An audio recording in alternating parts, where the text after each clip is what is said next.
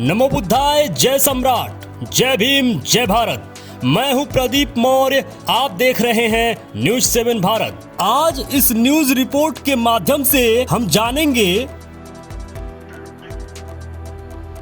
बौद्धों के बोधिसत्व राम को पाखंडियों ने कैसे चुराया और उसे एक काल्पनिक कहानी को गढ़कर एक नया भगवान कैसे बना दिया। और आज इस न्यूज रिपोर्ट के माध्यम से आप ये भी समझ पाएंगे, जैसा कि कुछ पाखंडी और कुछ भारत के लकड़बग्घे यह चिल्लाते रहते हैं कि मलेशिया में या अन्य कई देशों में रामायण चलता है, वहां का ग्रंथ रामायण है या राम को मानते हैं। यह धूर्त आपको पूरा सच नहीं बताते हैं। वह जो भी देश राम की बात करते हैं वह बोधिसत्व राम की बात करते हैं, जो कि बुद्ध के जातक कथाओं में अंकित है। बुद्ध का एक जातक कथा था जिसका नाम था दशरथ जातक कथा।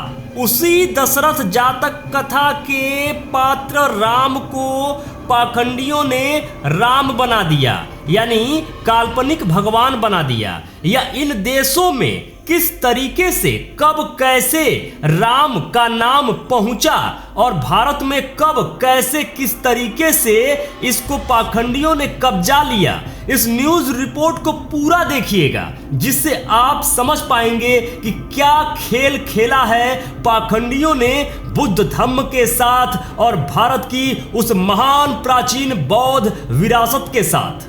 वाल्मीकि रामायण में बुद्ध को गाली देने की जरूरत क्यों पड़ी?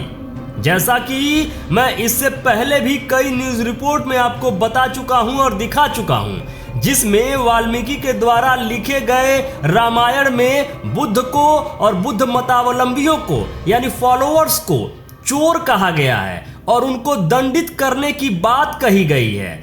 ऐसा वाल्मीकि को क्यों लिखना पड़ा?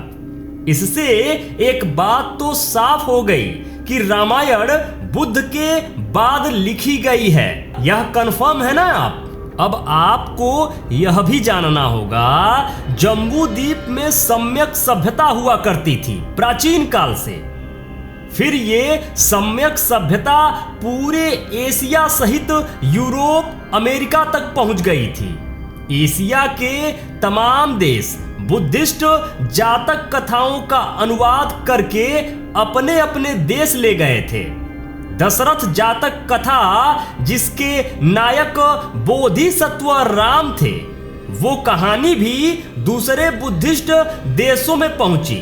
नाम भी बदलकर रामायण हो गया, यानी बोधिसत्व राम का आयन यानी राम का पथ। सभी ने कहानियों को अपने अनुसार थोड़ा तोड़ा मरोड़ा मॉडिफाई कर लिया, लेकिन बोधिसत्व राम का नाम राम ही रहने दिया। उदाहरण के तौर पर इंडोनेशिया में योगेश्वरकृत रामायण का काविन कंपुचिया में राम कीर्ति, थाईलैंड में राम किएन, लाओस में राम जातक, वर्मा में रामत्सु, मलेशिया में हिकायत सेरी राम, फिलीपींस में महालादिया लावन, तिब्बत में राम कथा, चीन में दशरथ कथानम और अनामक जातक, खोतान में राम कथा, मंगोलिया में राम कथा, जापान की राम कथा, श्रीलंका की राम कथा, नेपाल में भानुभक्त कृत रामायण। यह सभी के सभी बुद्ध के जातक कथाओं के ऊपर निर्धारित रामायण है और दशरथ जातक कथा है जिसका नायक राम है। लेकिन भारत में पाखंडियों ने प्रचारित किया कि यह जो काल्पनिक इनके ग्रंथ गढ़े गए वह अन्य देशों में फॉलो किए जा रहे हैं। यह सरासर लोगों को झूठ बोला गया है और यह पूरी तरीके से सच नहीं है। सच ये है कि यह बुद्ध की जातक कथाओं का अनुसरण करते हैं। अब आप ऐसे समझिए कि इंडोनेशिया, फिलीपींस, मलेशिया देशों में तो बुद्ध का इस्लामीकरण हो गया और भारत में ब्राह्मणीकरण। आप समझ पा रहे हैं ना? इंडोनेशिया, फिलीपींस, मलेशिया देशों में बुद्ध का इस्लामीकरण हो गया और भारत में ब्राह्मणीकरण। नतीजा यह हुआ कि मुस्लिम होने के बावजूद इंडोनेशिया, फिलीपींस, मलेशिया ने बोधिसत्व राम कथा को बचाए रखा। हालांकि कहानी का भी थोड़ा बहुत इस्लामीकरण हो गया। उसी तरह भारत में भी दशरथ जातक कथा रामायण बना, लेकिन बौद्ध के बाद कब्जा ब्राह्मणवादियों का हो गया और बोधिसत्व राम अब हिंसक राम बन गए। बुद्ध के दिए संदेश को, गौतम बुद्ध के जातक कथाओं को भारत ही नहीं, भारत के बाहर भी लोगों ने अपने अपने ढंग से खूब इस्तेमाल किया। यूं ही गौतम बुद्ध को विश्व गुरु का दर्जा नहीं मिला था। गौतम बुद्ध से बड़ा बुद्धिमान व्यक्ति आज तक इस धरती पर पैदा नहीं हुआ। अब आप ऐसे समझिए कि हुआ क्या था। भारत में बुद्धिज्म पहले थेरवाद था, बाद में वह बट गया और वह महायान बना। जैसे आप यह समझिए कि थेरवाद स्थिर मार्ग था और महायान अस्थिर मार्ग था। स्थिर मार्ग यानी जो गौतम बुद्ध ने कहा हू बहू सेम वही प्रक्रिया और उसी तरीके से धम्म का पालन होता था। लेकिन महायान अपने आप को स्वतंत्र रखता था और उसमें अपनी नई नई रिसर्च को शामिल करता रहता था। उसे महायान कहा गया। महायान भी बाद में चलकर दो भागों में बट गया। एक बना महायान और दूसरा बना वज्रयान। वज्रयान ही था जो बुद्ध की जातक कथाओं को लेकर, उनके पात्रों को लेकर अलग अलग मूर्तियों का निर्माण करने लगा, लोगों को समझाने के लिए। असल में जो लोग गांव के थे या फिर कम शिक्षित थे, उनको वह बुद्ध के उपदेश को अच्छे से समझ पाए, इसके लिए शब्दों को छोड़कर मूर्तियों का निर्माण होने लगा, लिखित किताबों का निर्माण होने लगा उनको समझाने के लिए। और उसी वज्रयान को परिवर्तित करके भारत में ब्राह्मण धर्म यानी कि हिंदू धर्म में कन्वर्ट कर दिया गया। जैसे जो आज आप धर्म देख रहे हैं, समझ पा रहे हैं, हिंदू धर्म, यह पूर्णतः बुद्ध धर्म के वज्रयान को परिवर्तित करके, कन्वर्ट करके बनाया गया है।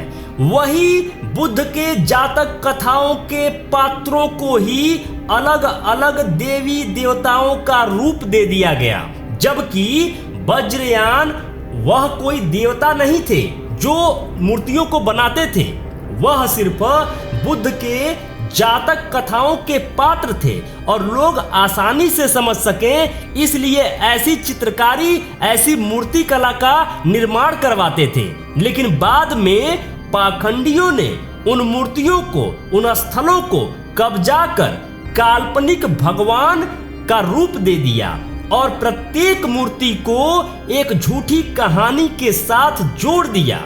यकीन मानिए, यदि आप बुद्धिज्म को गहराई से जानते जाएंगे, समझते जाएंगे, तो आपको यह पता चलेगा भारत ही नहीं अपितु आधी दुनिया का कण कण बुद्धमय था।